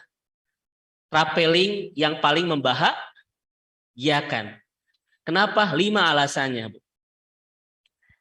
Alasan pertama Bapak Ibu, kita datang ke 2 tempat yang sangat dicintai oleh Rasul. Mekah dan Madinah. Alasan kedua, kita datang ke masjid yang mempunyai keutamaan di dalam pahala. 1 kali sholat di Masjidil Haram dapat pahala berapa? Kata Rasulullah Pak? 100.000. Kalau niti ingin dapat pahala 100.000 di Masjid Istiqomah, butuh 64 tahun dengan catatan 5 waktu tidak pernah tertinggal. Itu kata Qardawi dalam pikul hajinya itu. Tetapi kalau di sana sekali saja sudah 100.000 pahalanya. Siapa yang tidak ingin dideraskan pahala seperti itu Bapak Ibu sekalian? 1 kali sholat itu pahalanya melebihi 64 tahun. Dengan catatan 5 kali tidak pernah terhenti itu. Makanya wajar nggak pulang umroh ke sholat deh? Stoknya banyak gitu. Itu yang keberapa? Yang ketiga kan? Yang ketiga Bapak Ibu. Haji itu Pak, itu bukan traveling biasa, tetapi delegasi Allah dan tamu Allah. Kalau kita terus bertamu kepada Allah, apa yang terjadi Bapak Ibu? Hubungan makin akrab, makin dekat, makin harmonis. Sok Ibu sering ke rumah saya, Bapak Ibu, bawa bolu, bawa apa coba itu. Itu hubungan pasti makin, ini isyarat nanti makin akrab gitu ya. Makin akrab Bapak Ibu. Dan tidak sekedar jadi tamu, Allah berikan 3 hidangan spesial kan, kata hadis Rasul itu. Kalau dia minta maaf pasti diampuni, berdoa pasti dikabul, minta pasti dikasih. Hadis riwayat Imam Bukhari. Yang keempat, apa kata Rasul? Pulang dari ibadah haji seperti bayi baru dilahirkan. Maksudnya apa? Bersih dari segala dosa Pak. Demi Allah Bapak Ibu, ini hadis Rasul. Bapak Ibu pulang dari haji seperti bayi yang baru dilahirkan, Pak. Gak ada dosa sama sekali, bersih itu Bapak Ibu sekalian. Siapa yang tidak ingin begini? Hah? Nah, tinggal dijaga, bukan bisa lagi. Dan terakhir nih, ini paling puncaknya, Bu Yanti. Apa kata Rasul? Al-hajjul mabrur laisa lahu jazaun ila jannah. Tidak ada balasan yang disediakan oleh Allah bagi yang haji yang mabrur kecuali apa? Nah, sekalian. Maka jamaah haji 2015 ini sudah punya kunci-kunci surga Bapak Ibu. Haji itu kunci surga Pak, kata para ulama itu. Tinggal perjuangan kita adalah menjaga kemabruran. Kenapa? Karena sehebat apapun haji kita, ketika kita tidak jaga sampai akhir hayat kita, belum tentu kita bisa ke surga Bapak Ibu. Ya kan? Karena yang menentukan itu adalah ujung dari kehidupan kita kan? Kita sudah punya kunci tapi kadang kita lempar, kadang kita patahkan Bapak Ibu dengan kita tidak menjaga kemabruran itu. Inilah Bapak dan Ibu sekalian, 5 alasan kenapa ibadah haji itu adalah traveling terhebat bagi orang mukmin. Karena dia sedang menyiapkan kunci untuk bisa pulang ke surga itu. Ya. Di samping dia dapat banyak pahala, ampunan dosa, doanya dikabulkan dan lain sebagainya, dia sudah dijanjikan oleh Rasulullah untuk mendapatkan surga. Maka 5 alasan ini Bapak Ibu bisa memotivasi hamba-hamba Allah untuk datang ke tanah suci dengan biaya sebesar apapun, dengan pengorbanan fisik seberat apapun, dan dengan waktu selama apapun. Karena nggak ada artinya semua itu ketika Allah berikan surga, Pak. Betul tidak, Pak? Uang 200 juta, 30 hari, fisik yang lelah, Pak. Tidak ada artinya semua itu ketika nanti Allah berikan kita apa? Surga itu, Bapak Ibu sekalian. Dan itu janji Rasulullah Shallallahu Alaihi Wasallam. Itu Bu Dokter ya, terkait memotivasi bagaimana cara kita betul-betul bahagia ketika datang ke tanah suci, walaupun pengorbanannya sangat berat. Wallahu a'lam bishawab. Masih ada? Apa pertanyaannya? Yang satu pertanyaan, yang satu permintaan. Permintaan apa ini? Jadi ini ada Ibu Weni dari Melbourne, Ustadz. Jadi Masya Allah. Barakallahu fiik. Nomornya mungkin Pak Dea ya, karena beliau senang sekali mendengar ceramah dari Ustadz Dedi. Masya Allah. Katanya bagus sekali dan sok herei. Apa? Ya. Oh, Masya Allah. Ya. Iya, jadi kalau pertanyaan yang lain dari Ibu Yuniarti mungkin intinya adalah bagaimana kita cara berterima kasih kepada Allah, karena di sisi lain kita kan sering tuh naik turun, futur dan sebagainya. Cara berterima kasih kepada Allah dipandu dalam Al-Quran. Saya di sini Bapak Ibu ya. Sederhana Bapak Ibu, cara dipandu oleh Allah itu cara bersyukur ya, berterima kasih itu. Ini dipandu oleh Al-Quran ada dua Bapak Ibu sekalian. Yang pertama adalah surah Al-Nasr. Yang kedua surah Al-Kautsar. Dan ini dua ayat pendek ini itu mengguiden kita, membimbing kita bagaimana cara berterima kasih Bapak Ibu sekalian. Ya. An-Nasr dan Al-Kautsar. Kalau di An-Nasr Bu itu lisan, kalau di Al-Kautsar itu adalah amal. Fasabbih bihamdi rabbika wastaghfir. Itu An-Nasr. Kalau di surah Al-Kautsarnya adalah fasholli li rabbika wanhar. Ya. Itu cara kita untuk berterima kasih kepada Allah. Yang dirumuskan oleh Ibnu Qayyim Bapak Ibu sekalian jadi 4. Satu adalah dzikrul al-asmail husna. Terus menyebut-nyebut nama Allah yang indah. Subhanallah, alhamdulillah, terus begitu ya. Yang kedua adalah Bapak Ibu tanfiun ni'am fima yuridu. Menggunakan seluruh karunia Allah sesuai dengan keinginan Allah. Yang ketiga, nasratul manfa'ah ala ghairiha. Meluaskan manfaatnya untuk sesama. Dan yang terakhir adalah al-ihsan fil ibadah, semakin memperbaiki ibadah. Ini rumusan dari Ibnu Qayyim dari inspirasi dua surat tadi, Al-Nasr dan Al-Kautsar. Dan itulah cara berterima kasih kepada Allah yang baik. Dari mulai lisan sampai ke perbuatan tadi Bu Dokter ya. Gitu. Wallahu a'lam bishawab. Baik Ustaz, jazakallahu khair. Tampaknya sudah tidak ada yang Ya, sudah mendekati pertanyaan. adzan zuhur. Baiklah Bapak Ibu semua, kita sudah mencapai atau sudah sampai kepada penghujung acara. Maka kami mohon kesediaan dari Ustadz Dedi untuk memimpin doa pada siang hari ini. Baik Bapak Ibu, mohon izin tadi jawaban-jawabannya singkat-singkat karena sudah mendekati waktu zuhur ya. Beberapa menit lagi, sekitar 4 menit sedia ya. Jadi mohon izin tadi pertanyaannya saya jawab singkat-singkat. Tetapi itu sudah sampai ke titik-titik penting dari jawabannya insya Allah. Oh iya, Baik. Ustadz maaf mungkin pada kesempatan siang ini kita juga mendoakan buat Ananda dari Emeril Khan Mumtaz, Oh iya. putra sulung dari Bapak Gubernur Ridwan Kamil, Iya. kemudian juga pada ibunda dari istri dari Bapak Sulis yang sementara ini lagi sakit, ataupun Bapak Ibu hadirin semua yang keluarganya mungkin ada yang sedang tidak sehat ya. Baik. Kita doakan. Termasuk Bapak Rustam ya, Oh, iya. yang saat ini juga sedang istirahat di rumah. Ya.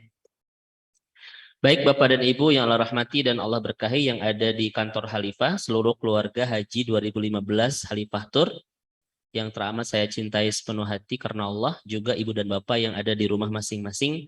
Mari kita akhiri pertemuan indah kita di siang hari ini dengan sama-sama berdoa. Mudah-mudahan doa-doa kita menjadi doa-doa yang terbaik, yang Allah yang maha terbaik mengabulkan doa-doa kita dan pengabulan terbaik untuk memberikan kebaikan buat kita dunia dan akhirat. Terutama doa untuk tadi saudara-saudara kita yang saat ini sedang sakit ya, termasuk Bapak Rustam Sumarna, pemilik Khalifah Tour, juga beberapa saudara kita tadi yang disebutkan oleh Bu Dokter, juga untuk mendoakan saudara kita Emeril Khan Mumtaz ya, yang sudah disepakati yang sudah keluar selebaran dari MUI-nya, beliau sudah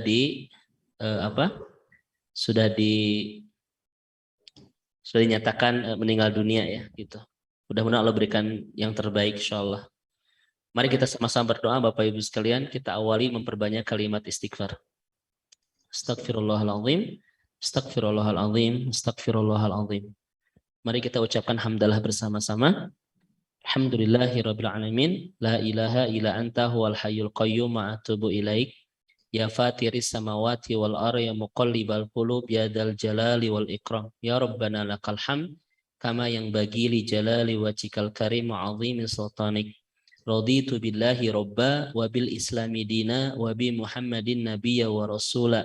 Subhanallah walhamdulillah wa la ilaha illallah wallahu akbar. Ya Allah, ya Rahman, ya Rahim, kami mohon kepadamu, berikan kami kesempatan untuk terus bisa memperbaiki diri ini sebaik-baiknya, bisa mendekati Engkau sedekat-dekatnya. Berikan kami kesempatan terbaik ya Allah untuk terus tumbuh menjadi hamba-Mu yang semakin lebih baik, semakin Kau inginkan, semakin pantas Kau cintai, semakin layak Kau sayangi. Berikan kami semua kesempatan terbaik untuk terus tumbuh menjadi hamba-Mu yang semakin bahagia hidup bersama-Mu, semakin nikmat mencintai-Mu, dan semakin lezat ibadah kepada-Mu ya Allah. Andaikan setelah tidak lama lagi kami harus pulang kepadamu, kami ridho, kami ikhlas, asalkan pulangkan kami di puncak kebahagiaan hidup bersamamu. Wafatkan kami di puncak kenikmatan mencintaimu, dan kembalikan kami kepadamu di puncak kebahagiaan dan kelezatan ibadah kepadamu. Anugerahi kami ya Allah akhir kehidupan terbaik dan terindah, yaitu meninggal di puncak kenikmatan taat kepadamu ya Allah. Anugerahi kami meninggal ketika kami sedang sujud kepadamu. Anugerahi kami wafat ketika sedang beribadah kepadamu. Anugerahi kami meninggal ketika sedang di puncak-puncak kebahagiaan dan kenikmatan ibadah kepadamu ya Allah. Innaka rabbuna ala kulli syai'in qadir. Oleh karena itu kami mohon kepadamu, berikan terus kami keistiqomahan untuk senantiasa ada dalam ketaatan sampai akhir usia kami. Nikmatkan, bahagiakan, dan lezatkan kami dalam ibadah kepadamu sampai ujung episode kehidupan kami. Kami mohon kepadamu, hantarkan kami semua untuk semakin dekat ke pintu surgamu. Karena tidak ada puncak kebahagiaan dalam kehidupan kami, kecuali bisa mengakhiri kehidupan di dunia ini berhenti di pintu surga ya Allah. Surgakan kami bersama-sama. Jangan sisakan di antara kami yang tak Kau masukkan ke dalam surga. Karena kami ya tahu tidak ada di antara kami yang akan kuat disiksa api nerakamu. Jangan sisakan di antara kami yang tak Kau masukkan ke dalam surga. Karena kami ingin ke surga bersama-sama ya Allah. Terus bersamakan kami dengan semua orang-orang yang kami cintai sampai ke surgamu nanti. Dengan pasangan kami, dengan anak-anak kami, dengan kedua orang tua kami dan orang-orang yang kami cintai ya Allah. Terutama keluarga besar Haji 2015 ini. Terus bersamakan dalam ketaatan di dunia, agar punya harapan dan kesempatan bisa bersama penuh kebahagiaan nanti di surga ya Allah. Bersamakan di dunia penuh ketaatan, bersamakan di akhirat penuh kebahagiaan.